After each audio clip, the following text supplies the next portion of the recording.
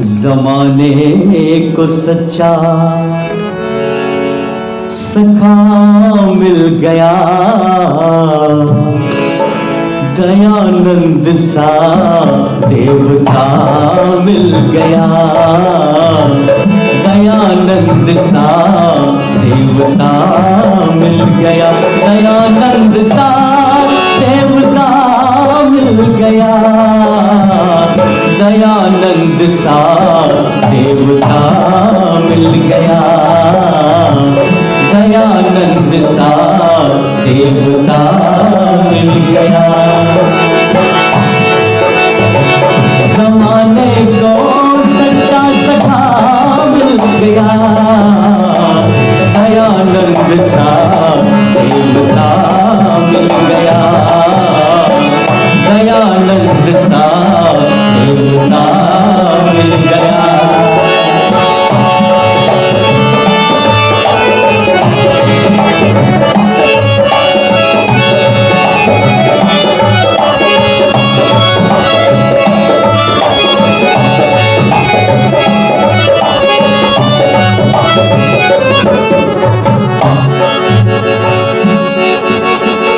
ये नैया वतन की भंवर में पड़ी थी, ये नैया वतन की भंवर में पड़ी थी, खड़ी सामने थी, मुसीबत बड़ी थी, अचानक हमें अचानक हमें नाखुदा मिल गया, दयानंद सा देवता मिल गया, दयानंद सा देवता मिल गया, दयानंद सा देवता मिल गया, दयानंद सा देवता मिल गया, दयानंद सा देवता मिल गया।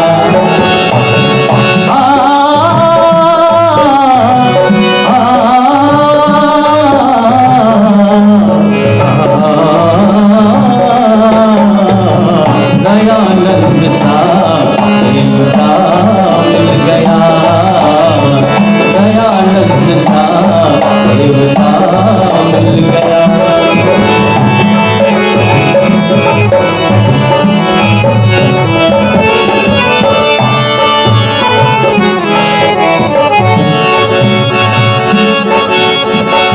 तरफदार कन्याओं अबलाओं के, तरफदार कन्याओं अबलाओं के, हितैषी अनाथों के, विधवाओं के, कि बच्चों को उनका पिता मिल गया, दयानंद सा देवता मिल गया, दयानंद सा देवता मिल गया, दयानंद सा देवता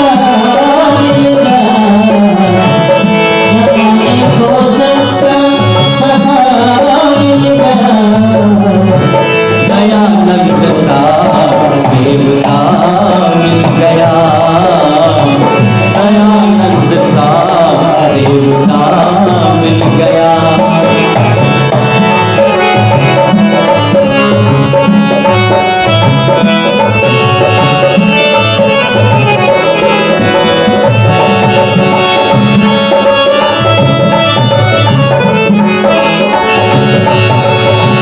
देश धर्म जाति की भक्ति मिली, देश धर्म जाति की भक्ति मिली, नई रोशनी शक्ति मिली।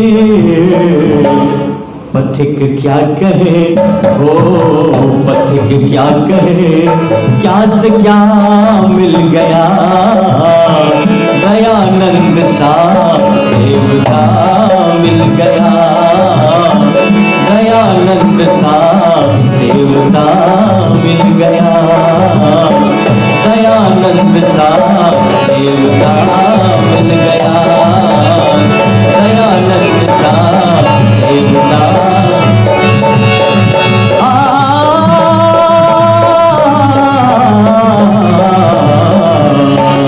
दयानंद सा देवता मिल गया, दयानंद सा देवता मिल गया, दयानंद सा देवता मिल गया।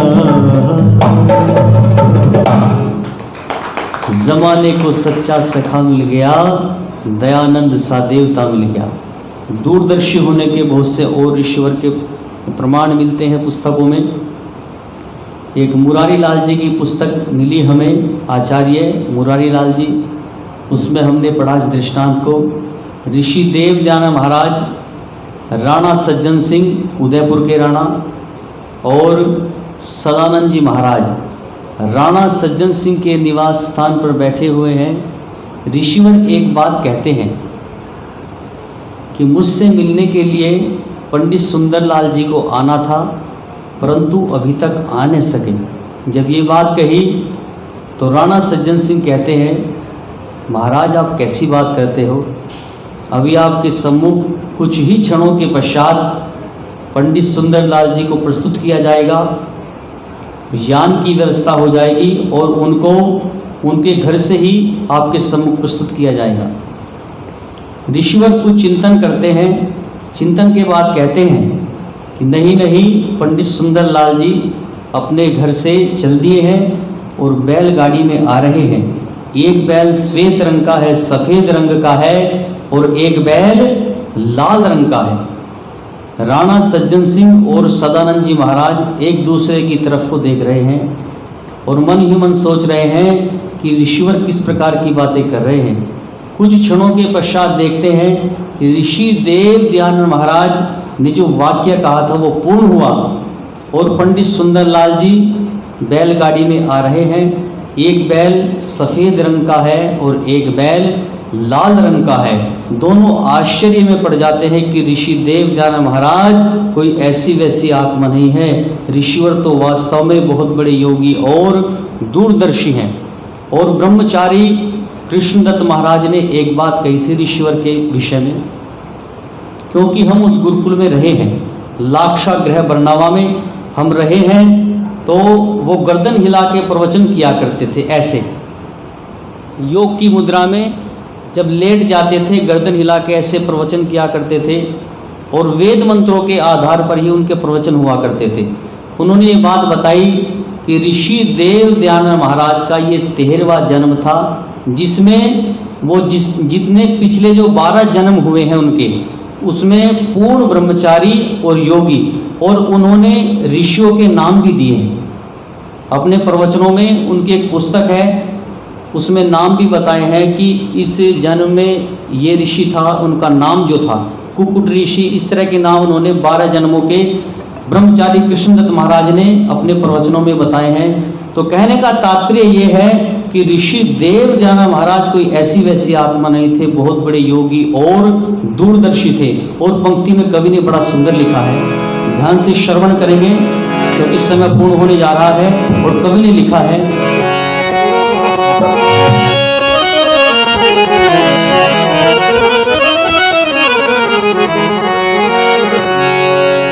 महापुरुष जन्म लेंगे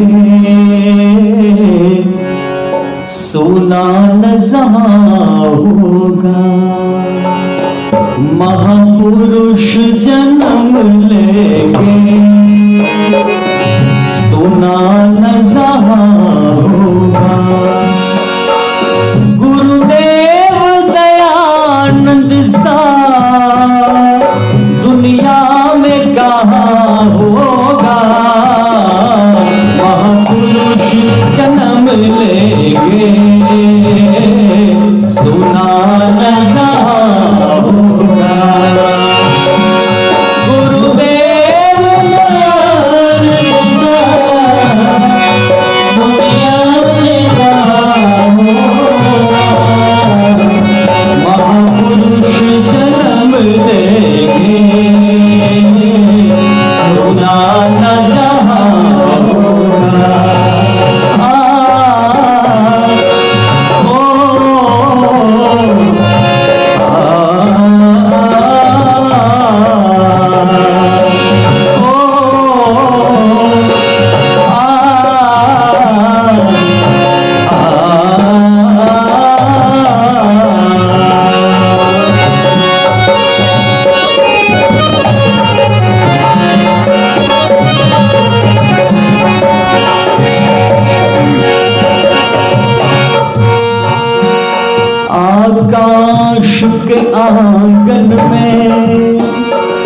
जितने भी सितारे हैं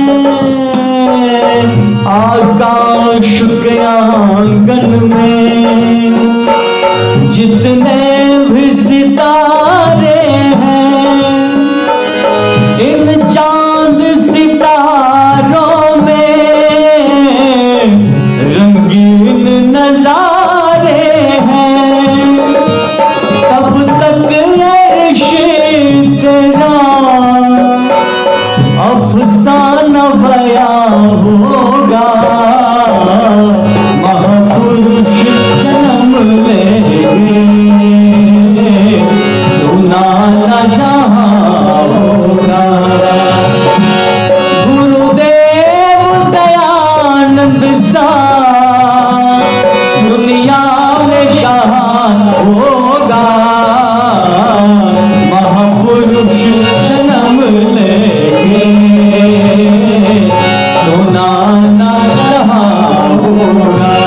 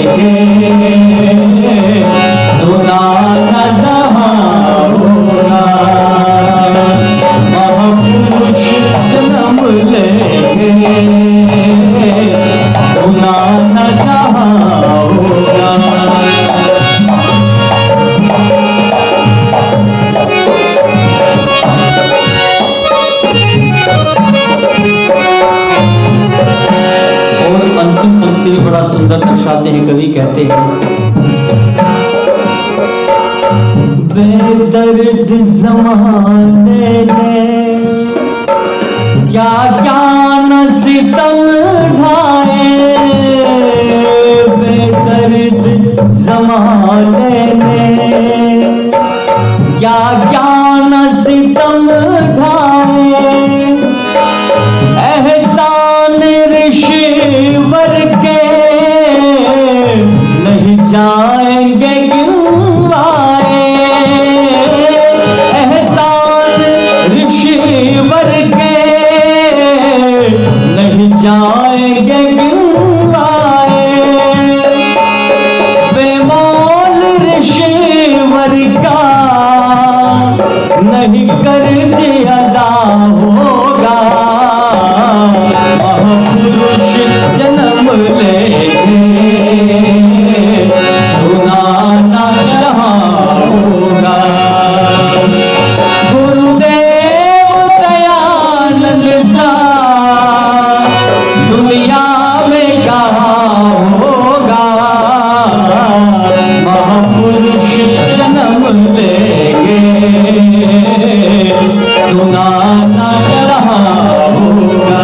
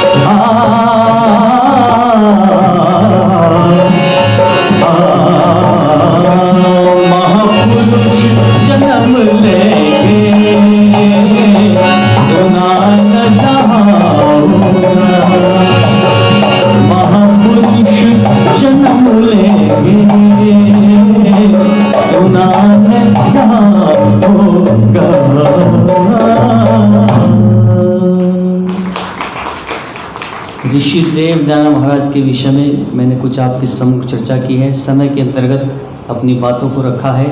इसी के